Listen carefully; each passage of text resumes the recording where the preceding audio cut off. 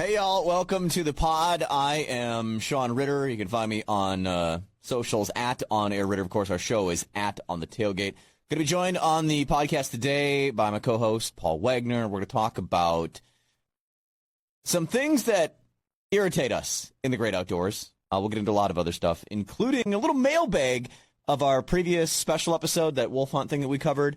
In fact, speaking of the wolf hunt, Paul got himself into a predicament with wolf. We're going to be talking to the Wisconsin DNR about that, so let's just get into the show right here.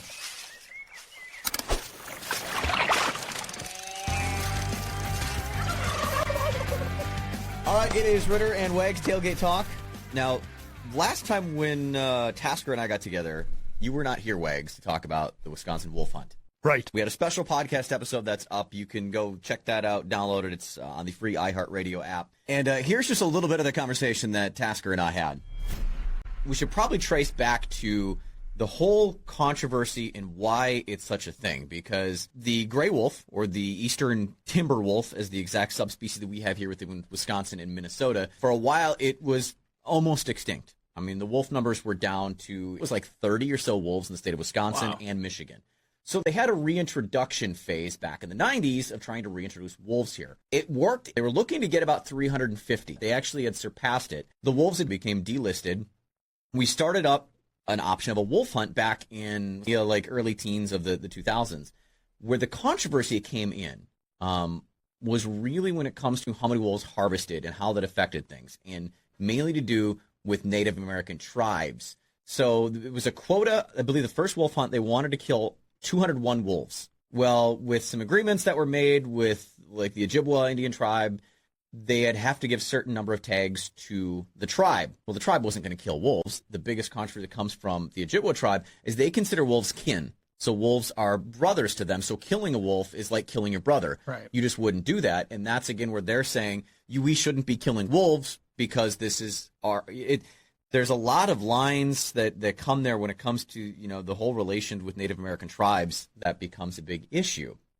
Wolves get back on the endangered species list, then now back this January.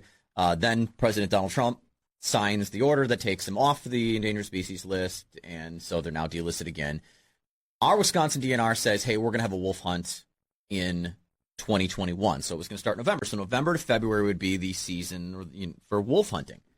Well, there's another outside organization. This is an organization based out of Kansas. They then come in and say, oh, no, there should be a wolf hunt now because that's when you were going to do it. They take it to the Wisconsin State Supreme Court. It gets approved. They win. So, boom, we have to put together this really quick wolf harvest with really low quotas and harvest numbers. There was 27,800 and change. I'm not sure if that number is surprising or not. They ended up giving out and issuing, I think it was 2,700 tags that they issued out. There's a lot of people that complain about livestock and animals being killed by wolves, so we should hunt them, we should kill them. I see that argument. Is it a play for money? All right, and we go on and on into all of the reasons why it's a controversy, not just the play for money aspect, but that specifically dealing with that outside organization that came in. Check it out. It is up on our podcast channel. Again, search out Tailgate Talk on the free iHeartRadio app. Of course, you can find us on socials as well, Instagram and Twitter, at On the Tailgate. I wanted to circle back to that because you applied for a wolf tag, right? Correct. Did you get one? I got it. So I paid the $10. They asked me, obviously, the whole protocol goes, do you want the preference point or the kill tag? I said I wanted the kill tag. Unbeknownst to me, though, I didn't do my research. I didn't realize that there was also a hunt in November. I didn't know how a 2-day hunt to jump up. My tag was awarded, I believe, on Sunday night, and they stopped the hunt in Zone 2 on Tuesday morning at 10 a.m. or Wednesday morning at 10 a.m. I didn't know how that. I did not pay the $49.99. So you got selected for a tag but didn't purchase it. Correct. So I didn't actually eat my wolf tag, but I was hoping when I first saw it, I did misunderstand it, didn't read hard enough. I thought maybe I could use it in November, but it looks like you have to reapply. I have 0 preference points. I lost a kill tag, and now I have to start from scratch. Oh, that is a major, major bummer. I tell you what, Wags, I've actually got a representative from the Wisconsin Department of Natural Resources on the phone, so you can ask the exact question, because I'm willing to bet that there's other people just like you that are in the same situation. Department Natural Resources. How may I help you? My name is Paul Wagner, calling down from the Milwaukee area. I got a quick question. If you could clarify some of the recent wolf season. I was selected. I was selected with my $10 fee. You selected me to win a wolf tag. I did not pay the $49.99 because I couldn't get up there in 3 days, or in the allotted time. Do I have to reapply for a possible wolf November, or can I use something that I got for this one that I missed and now pay $50 and maybe get a harvest tag for November? You can apply for November if you want a tag. Certainly, it is a separate tag from the spring season or this season we just had. So it is a separate drawing. Still possibly you get, it's 50%, or random drawing. You don't have to pay for that $49 tag, obviously, for this last season, but it would be a new application. I should have done my research, basically, you're saying, or I'm saying out loud, is that if I knew I couldn't hunt in February, I should have took a preference point, and then I would have applied again for the late season, and I'd have one step ahead of myself right now. You'd have more. Yeah, you would have more preference points, correct. But we do put 50% at least for random drawing. It's still possible to get a tag even if you didn't have preference points. Okay, so 50% on a random draw without preference points. Okay, well, correct. And it's just another $10 application fee. And is that available on the site right now with my DNR number and my Go Wild card? Yes, okay. It is available now. It is $10. Yep. Perfect. All right. Unfortunately, Wags, you're without your preference points. Yeah. But I do have a 50-50 chance of a random draw, which, you know what? I've been playing the lottery now. I'm a lot older than you, so I've been playing it for about the last 23 years, and I have not yet to win. We talked about it in the special podcast episode of just how many people applied for tags for this. It was just mind-blowing that over 27,000 tags were applied for in that, and they awarded, it was just over 2,000 people, and then obviously, the only 200 was it? What was 218. I think it was 218 or 219. Yeah, when we did the episode was while we were recording was right when it updated to like 204. Gotcha. So earlier that morning it was like 1 something, and because that was the day right after it closed, and we had the 24-hour window to register things, so. If you haven't checked that out and you want a little bit more about the wolf hunt, we kind of looked at some of the controversy to it, like why people are for it, why people are against it, what some of the issues are, the arguments on both sides, and just kind of really looked at it from an outside perspective. And the whole idea of it is that the battle isn't over. This is something that, it didn't just happen now. It's going to be a battle ongoing, and will there be more drama in the fall when the next hunt comes? One that was supposed to be planned, not the one that was kind of pieced together. And I think my consensus that I came to is if we wouldn't have pieced this together the way it was so quickly, I think things would have went much smoother come the fall hunt. I think this one did not do us any favors looking forward to the future. Yeah, I would agree with you. The one thing that's confusing about, and obviously we didn't have that much time with Maria, and she's hard for time, but now that you move that to November, now you have a bear hunt that coincides with a wolf hunt, which coincides with a deer hunt, a whitetail. And going up there and knowing that those guys have such a bear population that needs to be curtailed, now Zone C, and this can be verified with her as well, but now Zone C, which was the easier of the zones to obtain a bear tag, is now going with dogs. And in the past, it's always been only after July 1st could you dog train in Zone C, but then when the season started, you could no longer use dogs. It was only bait.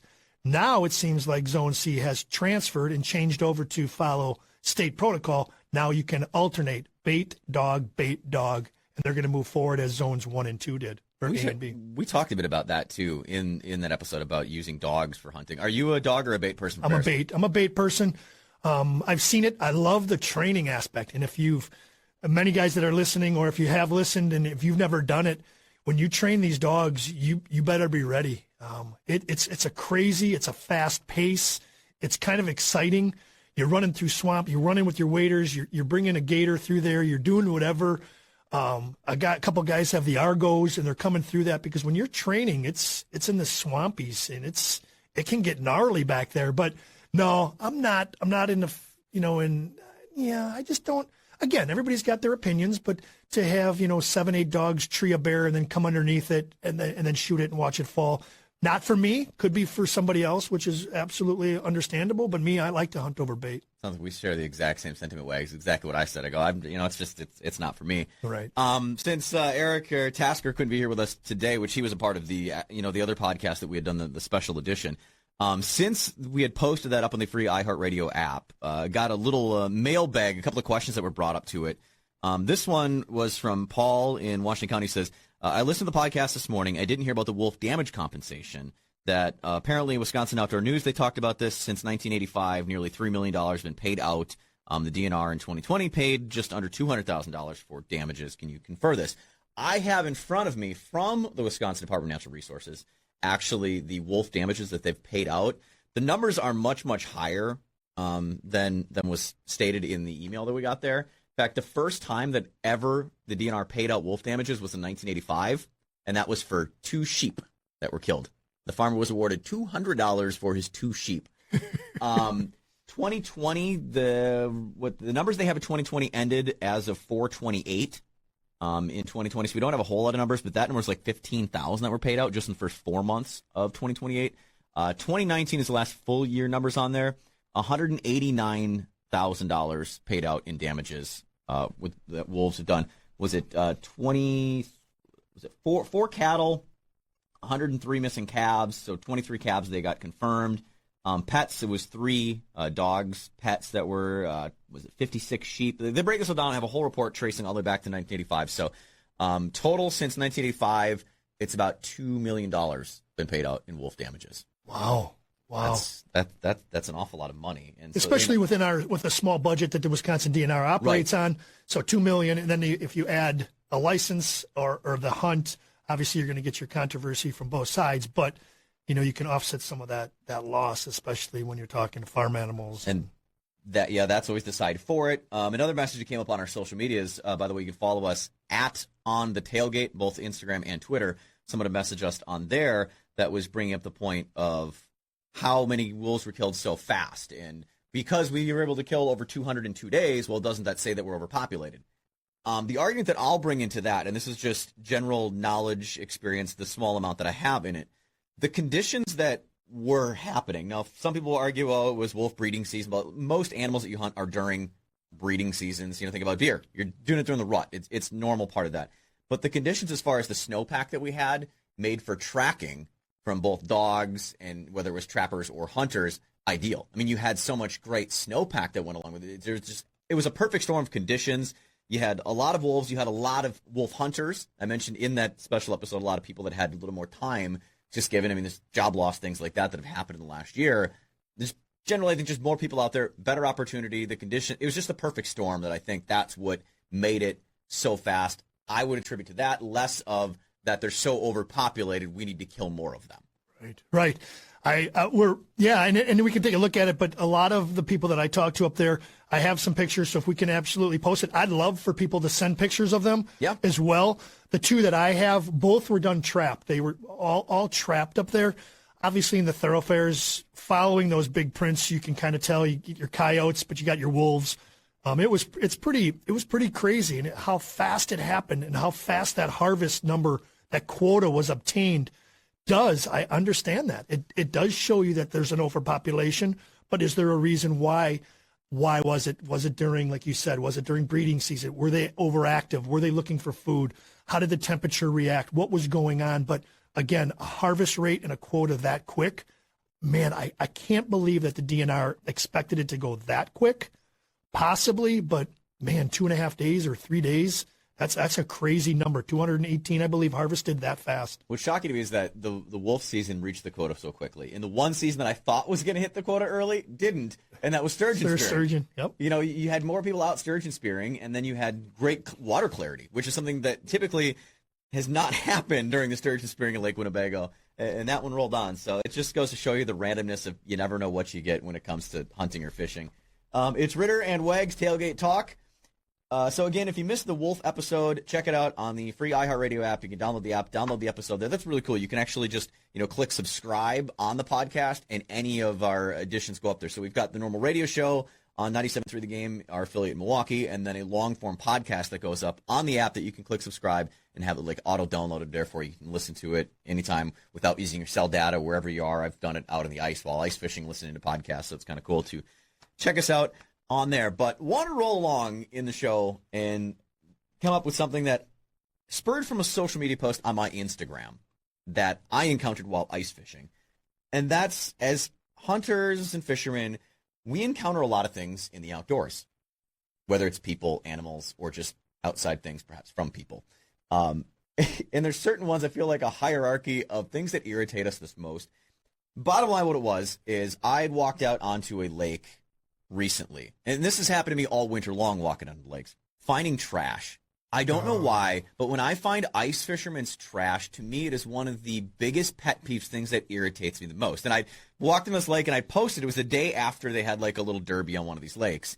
And the part that got me the most was there is in a sandwich wrappers and this and that, there's like one of those little, like, was it Gojo squeeze it was one of those little applesauce things that kids eat, which told me you had a kid with you. Right. And I'm like, what example does that set? For some reason, that just like, it had me, I lost it and I just quick filmed it and I posted it on my Instagram at On Air Ritter, which actually I got a shout out from Doug Duran. I don't know if you're familiar with Doug Duran. He's a contributor for the Meat Eater, their website and stuff like that. He's a farmer out in the western part of the state. Love Doug, love his whole mission of like talking about that when it comes to the outdoors. His quote is, "It's not just ours, it's just our turn." Oh, good. That's nice. And it's kind of part really of like my is. personal mantra of like, It that's really what it is. is. It's not my lake, it's not my fish, it's not my deer, it's not my turkeys, it's just my turn to take advantage or be a part of this whole ecosystem, and my job is to make sure that it's there for other people. So by not leaving my trash on the ice, I always bring bags with me, and I can't tell you the amount of crap that I've picked up off the ice this year alone.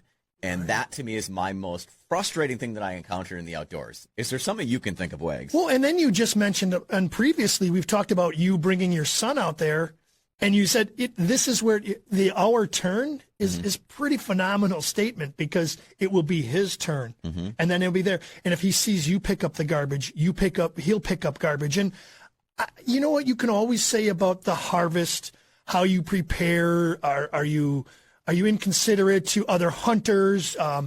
Do you treat the public? Taking care of the environment is, and I'm not a big green guy. I'm not one of these guys. I drive my truck. I drive snowmobiles and four-wheelers. But the things that I can control without, maybe not, that is something that is very simple. Take my trash, like you said. If you carry bags with you, you carry your Walmart bag, you carry your Sendix bag, you carry something, put it in your back pocket, and you can pick up after yourself. It's one of the things that is so simple and should be almost instinctively. I couldn't imagine, I have not been with the outdoorsmen that I've been with, that I either fish with, that I hunt with, that I walk with, that we boat with. I don't, my people or my close circle respect the environment in that way. Yes, we do. We drive boats and snowmobiles and stuff, but we do not throw trash. Yeah, I mean, I'm down to the crew that I hunted with for years, duck hunting and goose hunting. We were out, goose hunting in a farm field. We pick up every shell casing. So my wife, when we met, we'd met a while ago, but the year that we really started dating and right before we got engaged, we started dating in the middle of duck season. So she got to experience everything. But she laughed about it one day when we pull out our blinds out of our trailer and unzip the bottom of it and it was like half a Cabela's worth of ammunition just falls out of it. But that's what we do, is we're out there, and as soon as we fire, we just start chucking, shells back in our blind and just roll them up. And, every couple of weeks, you just empty out the blind, but it's full of shells. And, I mean, we go as far as if we can find wads, we pick up wads. And, really? And we used to tell the farmers that, like, if they're nice enough to let us use their property, that, hey, just let you know, we're going to be as clean as possible. Yeah. We're going to leave nothing out there, pick up other people's stuff. We find something, we'll take care of it for you, because I think that's a part of the responsibility. And I feel like if someone's letting you, that's the thing about hunting and fishing. If you're not on your own private property, you're asking someone else to give you permission to use something that's theirs. Right. So the least you can do is be respectful and help them out, take care of what's theirs. And it's funny that you say that now that I look back. When we go out shed hunting, we kind of touched on shed hunting earlier. Yeah. When we go out shed hunting, my daughters have seen me. We rabbit hunt right now. So we got done rabbit hunting by the end of February, and there's shells everywhere. They've seen me. We pick up shells. When we're looking for sheds, they pick up. I don't have to say anything. I've never said anything to them, my daughters. But when they're out shed hunting, they pick up trash. They pick up shells. Not wadding, but 12 gauge, 20 gauge, whatever. Someone's shooting a 410. They pick them all up, and it's nothing to be said. It's something like they know their turn is coming, whether they're boys or girls. They know. I feel like I just opened up something for you, Wags, by giving you that quote. It's not ours. It's just our turn. I love it. It's a good one to live by. But is there anything you can think of? Again, anything specific like that? Like I say, trash finding on the ice. Is it people at a boat ramp? Is it people trespass? Is it something? Is it Yeah, doing the boating so much up by, maybe not up in the Green Bay area where but doing the Oshkosh area, I've come to notice that people in the boating world, especially like the little groups that are formed on Facebook, whether it's Winnebago, Butamore, or something like that, or Poygan, or whatever. You're talking about the party boats. Correct. The boat partiers. You know what? People are respectful in that spot. There's always somebody with a boat at the back end of their swim platform with a garbage can. There's never trash coming through. And then when you go to boat launches, everybody seems to be willing to help you move up, help you back. Grab the back end of your boat so it doesn't swing out. Make sure that two people can come in. And I've seen that. I don't even see that even in early mornings when you come late and you're fighting to get a spot to launch your boat for duck hunting, and it's dark and everybody's cranky and they're drinking their coffee. They take their turn and they're all respectful. And I do know there's bad apples. There always is, but I don't see it. I far see more nice and enthusiastic help and excitement for the day for what we've been offered, rather than people that are bags. I think the only time you mentioned a boat ramp that I've come close to that is duck hunting in the Mississippi River, launching out of Stoddard.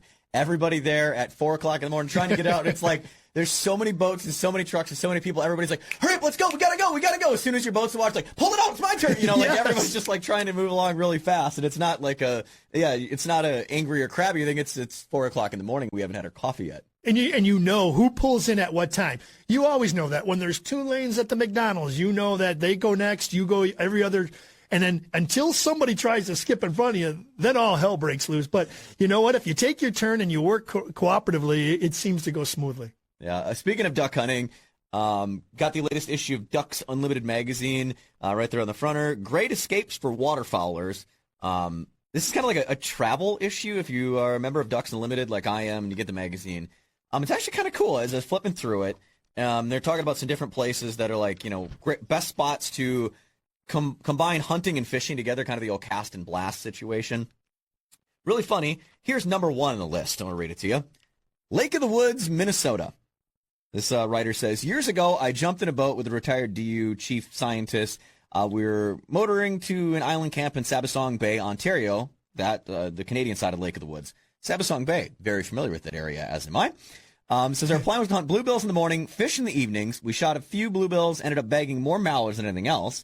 We caught our fill of walleyes every evening with leech tip jigs. We ate fried fish for breakfast, roast duck for dinner. We drank Canadian beer and whiskey at night, and we'd get up and do it all over again the next day.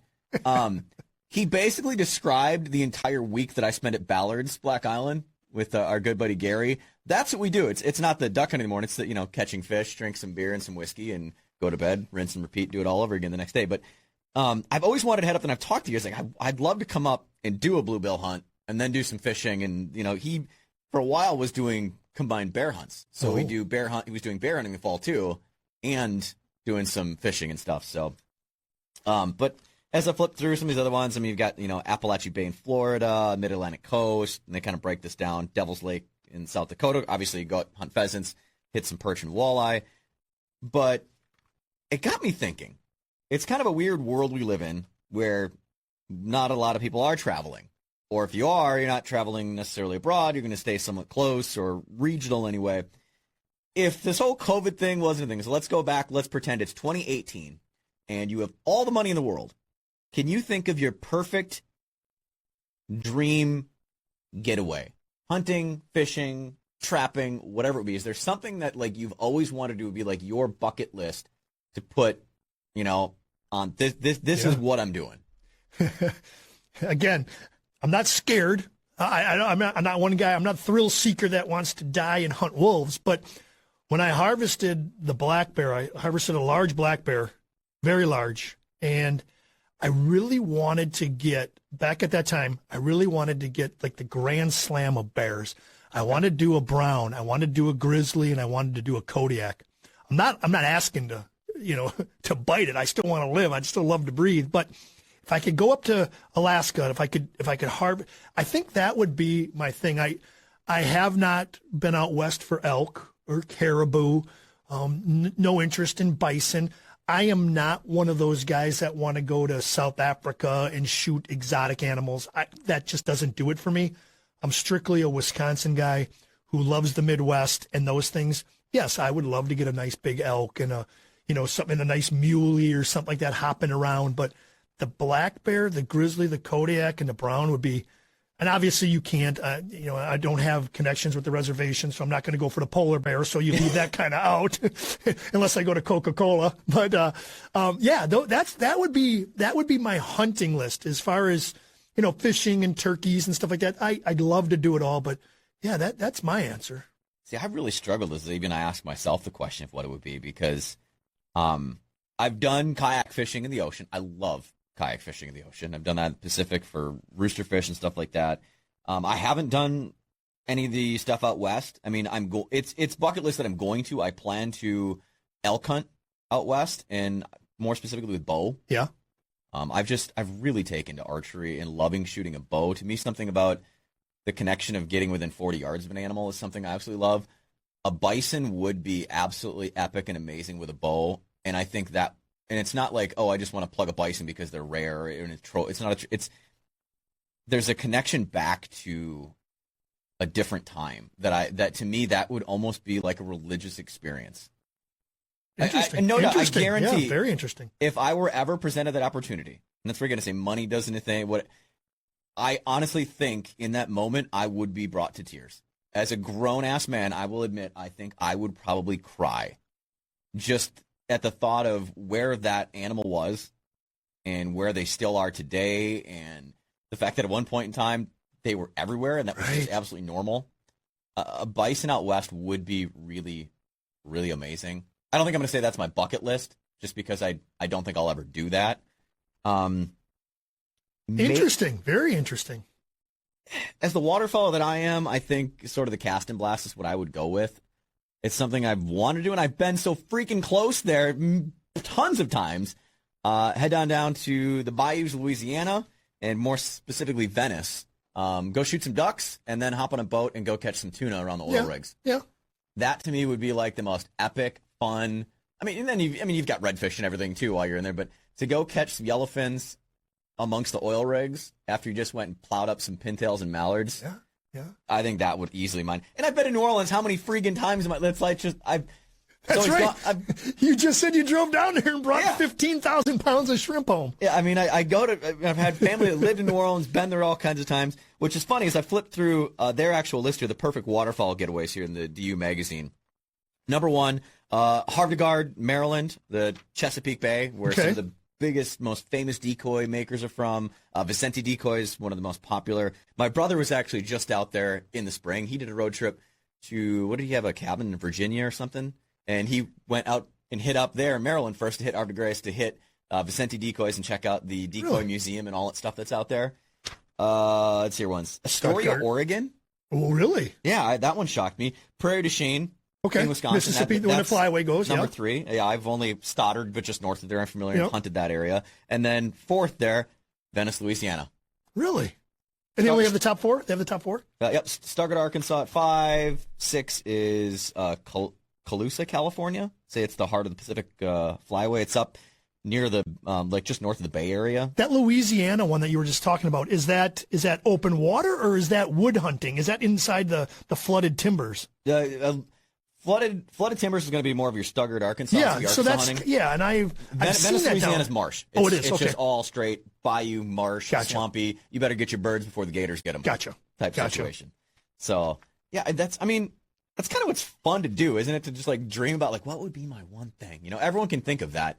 Actually, if you want to send us yours, we'd love to talk about it. We can share it. You can hit us on our socials @On the Tailgate, Twitter and Instagram. That bison thing, though, man, that got me thinking. If you've never seen Stars in the Sky, a hunting story, if you got a chance and you have Netflix, I strongly recommend Stars in the Sky. pro hunters, anti-hunters, both sides are covered. It's a fantastic documentary piece. It's called Stars in the Sky, A Hunting Story. Again, it's on Netflix. Check that out. Who produced or who narrates that? Who's the Steve Rinella? Oh, it is the Steve, hunter. the Yep, meat it's hunter. it's Meat eater. 0.0. Helped put it together. Steve Rinella, that whole thing. It's a fantastic documentary. If you get a chance to see it, there's my shameless plug for that. You bring up Lake of the Woods. I hope it frickin' happens. I was just thinking about my man Gary last night, and I miss fishing with Gary. I miss hanging with Gary. I miss that experience, and as much as I'm talking about, the guy that we know up there that I've, fished with and talked to often, I think about all of the outfitters up there. Right. There's so many camps that are up on Lake of the Woods. There's this, if you're not familiar with Lake of the Woods, it's this giant, huge lake. Like half of it's in Minnesota, the other half's in Ontario, Canada. And there's thousands upon thousands of islands all over this. And there's, little cabins and little camps set up on some of these islands. A lot of outfitters put them there. And it's known as, a walleye and a muskie fishing destination. There's some monster freaking perch. I've got pictures of huge perch I've caught there. There's crappie fishing, but more so, I love the smallmouth fishing on Lake of the Woods. It is so underrated, the smallmouth fishing on Lake. Now, they're not giant 6-pound smallmouth, that I fish in the Bay of Green Bay. It's not that level of smallmouth fishing, but it's some awesome, fun smallmouth fishing on Lake of the Woods. When you do that, and when you've been up there in the past, unfortunately, because of COVID, I missed out my opportunity to do it last year. As I was going to go up in a company up there, I would have loved to have. You just mentioned muskie. Do they actually sit the group of? I believe we have 20 listeners coming. I would prefer to eat your walleye and go for my muskie. Like, can I get a boat? Can we get a guy? Can we say, hey, I want a muskie fish today? That's kind of how they do it. So Okay. a lot of my time that I've spent up there, again, this whole trip is fully guided, all inclusive. It's amazing. And I've talked to before. I've done this trip quite a few years, and to me, you can DIY it. You can freelance a trip like that. But by the time you start adding together food, gas, renting about all of these things, and then the fact they throw in guides, like it's fully guided. So how it works is, the group split up. So you'll have, the two boats. One day you'll be in a boat with the guide, and the next day you'll be in a boat on your own, but following a guide. So there's two boats to every guide. The guide drives one boat and has like two guys with him, and then there's the follow boat that goes along. So you're still The follow boat. Are you by yourself? Well, it'd be you and whoever your partner or whatever. 2 people in a boat. Yeah, two people. Okay, two 2 people rowed. So fishing. one Okay. boat has it. So there's 2 people per boat, 2 boats. One boat has a guide in it. Gotcha. So there's 3 boats. 3 people in the guide boat. So you're still fully guided. You're fishing with a guide. It's not like they're just out on your own. I've broke off a lot and fished with Gary. Just him and I have fished, and we'll go catch our walleyes in the morning, and then I'm going slamming for smallmouth. Or the last time I was up there anyway, I did do a lot more muskie fishing, and I did that. I'd go and quick pluck our walleyes, grab lunch basically, and then it's like by the afternoon, all right, let's go chase some of these, fish that we've had some follow-ups or we've seen, we've had stuff. Let's go try and chase them down, and try and catch them. We did one morning on the flip side, our last day. I remember this was, I had my brother up with me. He took the trip the last time, and we got a little cocky with it. So you can bring back 4 walleyes. So you can catch 2 per day. Possession limit's 4 though, and you can bring 4 back. So 4 back to the camp. you can. What you catch and eat that day counts as part of your possession for that day. You know what I mean? So if you can keep 2 per day. So basically 2 days while you're there, you catch, but you don't eat, and that's how you get your 4 possession. You bring your 4 back if choose to do that way. So we weren't eating walleye the last day, so we just had to catch our last 2 walleye a piece and bring them back with us. So we got cocky and went, this is Lake of the Woods. We can stumble upon walleye. Look, we'll catch 4 17-inch walleyes and be good to go before the end of the day. Let's go chase that one that we've had 6 follows on all week long. Let's go and see if we can get her in the morning. Nothing. So we went and chased a couple other bays that we'd seen some fish in. We caught a couple of muskies while we were up there. But we chased around, hit on some of those, caught a couple of pike, caught some more smallmouth. And then it got to be the last 45 minutes before we'd be back at camp. And it's like, all right, let's go get some walleyes. We roll up at one spot and nothing. We're down to like, this was, to me, I equate it to back in the days fishing bass tournaments. when you're just trying to get that one last kicker fish. You're trying to make that one last call, or you've got 4 in the box, and you just want to get one more to get your bag of 5 and make it work. Give me a 1 pound, 2 ouncer. I don't care. You just give me something that's legal and get it in the box. We literally hit a reef that, like, you could almost throw to the camp. I mean, you could see right around a corner, right where camp was. We just quick looking at that, we found this really awesome hump reef. We got out there with 20 minutes. We're like, okay, we'll roll back in by 5. We're out there at 22. Bing, bing, bing, pull up our 4 fish, and go on.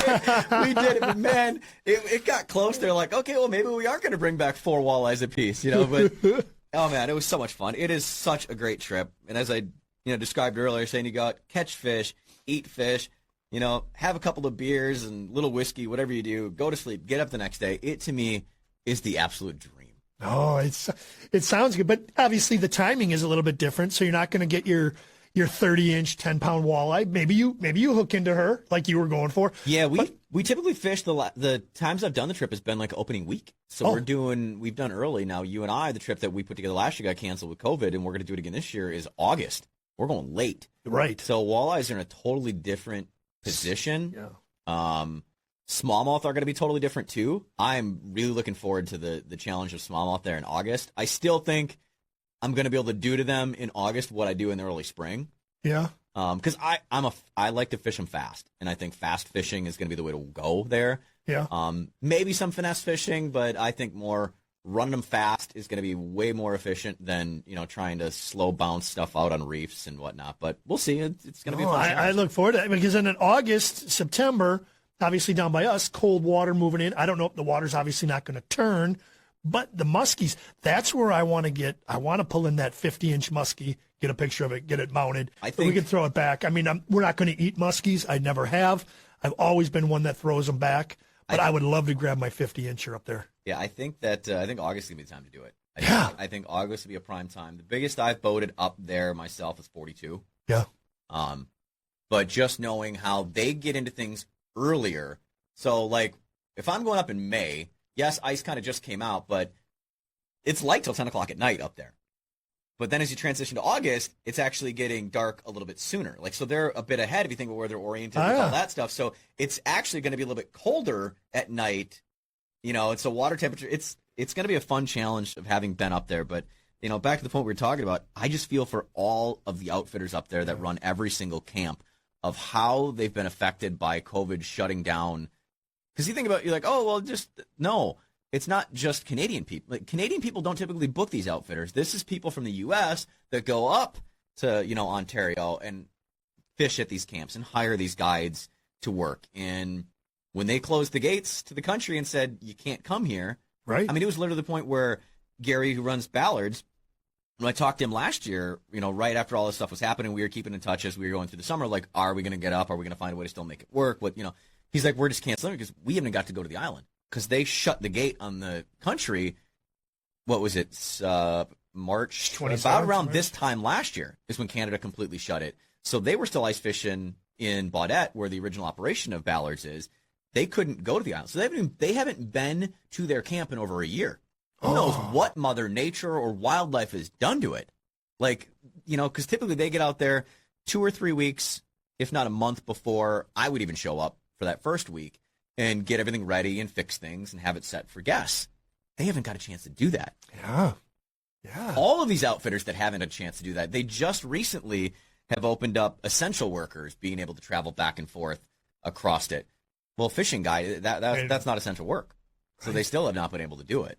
So I'm hoping that as the whole vaccination thing becomes more widely spread and we get in through summer, that they're going to get a chance to get out there, and hopefully we're going to get out there. If not, I'm at least going to be barking at Gary going, Gary, can I just come at least? Right. Like, I'll come. I'll pay for the gas. I'll take care of that. Just let me come. I'll post some pictures. We'll promote you. Let me come. Yeah. You don't have to hire the rest of them. Just you meet Wags and I. We're gonna go. We'll open up one of the cabins. We'll stay. We'll cook her. Like, let's just. I want to get up there. We'll camp it like old school. I'm dying to get up there and do some fishing. It's so cool, and I hope that for all of the other outfitters up there, there's going to be a chance to get out and do some fishing. Because man, it's a tough world. Quickly before we wrap up things, I wanted to bring this up because it was something that I saw that I thought was really interesting. You know, I talk a lot about conservation. We mentioned earlier it's not ours, it's just our turn in taking care of things. What effect does hunting and fishing have on conservation? Are hunters and fishermen great for conservation? Are we bad for conservation? How has the last year changed? This is unreal. It was just announced last week the U.S. Fish and Wildlife Service is divvying out $1 billion to state wildlife agencies for conservation-related work. That's a ton of money. That is a ton of money. So that all goes to like fish management, restoring wildlife, stewardship, public lands, all that sort of stuff, right? The Wildlife and Sport Fish Restoration Program is basically what puts us all. So anytime you buy hunting licenses or hunting or fishing-related equipment, there's a certain tax that's on that. That tax goes into the Wildlife and Sport Fish Restoration Program. That goes out to conservation organizations. Actually, that documentary that I was talking about to check out on Netflix, it covers a little bit about how that system works and why the system was built. So in 2020, hunters and anglers, there was a lot more of us, right? Which meant we bought more stuff, which meant a heck of a lot more money went to the Wildlife Sport Fish Restoration Program. Anglers and hunters together added up to over $1 billion. Okay? That's the most ever that has went into it. Now let's add all the organizations that were a part of as hunters and fishermen. Is this still? Oh, this is national. This isn't state of Wisconsin. No, this is national. Okay. So the national, then they dolly out to the states. That's what all of your state wildlife, gets that then they put into their conservation programs. Think about the money that we spend on places like Ducks Unlimited, all these other places that do these conservation. So National Wildlife Turkey Federation, Pheasants Forever, Rocky Mountain Elk Foundation, different stuff like that. We put money into that. Then you put the boots on the ground, the grassroots efforts that a lot of us anglers and hunters do for these organizations, on top of the money that, you want to talk about the conservationists? It is hunters and fishermen. We're the ones that are doing it, and we're the ones that are footing the bill.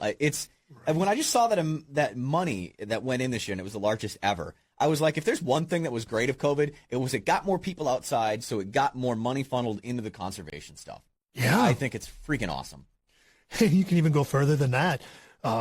State parks, cross-country skiing, hiking, getting access, doing things, like you said, now registrations on boats. Again, that comes up March 31st. I just got my documentation, so my boat and the jet skis, obviously March 31st is the expiration, redid it, so it goes into the 2024 season. But you're right, getting people outside brings more than you thought. And when you see a staggering number like that, you see how important that is and what people are doing in the conservation programs that are put together and how it affects for the next person's turn. Mm-hmm. I love it. And that's, to me, where it's so important, of getting people involved and showing people that doing things in the outdoors, whether it's hunting, fishing, hiking, camping, whatever it is, right? Just doing something and enjoying the outdoors and taking care of it and being respectful to it benefits just so much down the way. Again, you're buying camping stuff, that's going into it. You're buying fishing rods, it's funding back into conservation somehow, through the tax that goes into anytime you buy this stuff. Buying tags, licenses, whether you harvest or it's not about the harvest, it's about the bigger picture of what you're funneling back in to make sure that those opportunities are going to be there for futures down the road. So I just saw the number, it popped up, and I want to bring it up while we wrap things up, that I thought it was really cool. But I think that's where we'll end it here for this show, for this podcast. Again, if you haven't checked out the special edition of the Wolf Hunt, go back, listen to that, and then maybe re-listen again on what we first started this with, and it'll all make sense together of the drama of the wolf hunt in Wisconsin. Sorry, Wags, by the way, that you go back to 0 for your preference points, too. Yeah. That's a struggle. That's a struggle. Say that with gritted teeth. I can tell the anger on that one. Only because of the fact that I didn't do my research. I didn't realize it. So stupidity on me, not knowing how it was going to go. My fault. But again, that's why Wisconsin DNR provides that. There's so much information. There's so many pamphlets. There's so much on the internet, so much to look at, to do your research and to know, so you don't get stuck in a situation like I did. But talking to Maria, talking to the DNR, obviously it's going to be a tough uphill battle. But I will again apply, pay my $10 and try to get in there for the November. But as we touched on earlier, bear, wolf, deer, it's going to be a busy fall. Well, thanks for joining us. This is Tailgate Talk. Don't forget, you can reach us on our socials, @OnTheTailgate. I'm also @OnAirRitter. We want this to be a two-way conversation, so if there's something specific you want to talk about, anything you want to add to the show, we'd love to hear from you again, at On the Tailgate, or just hit me, at On Air Ritter. Till the next episode coming next week, hang tight, stay safe, and enjoy the outdoors.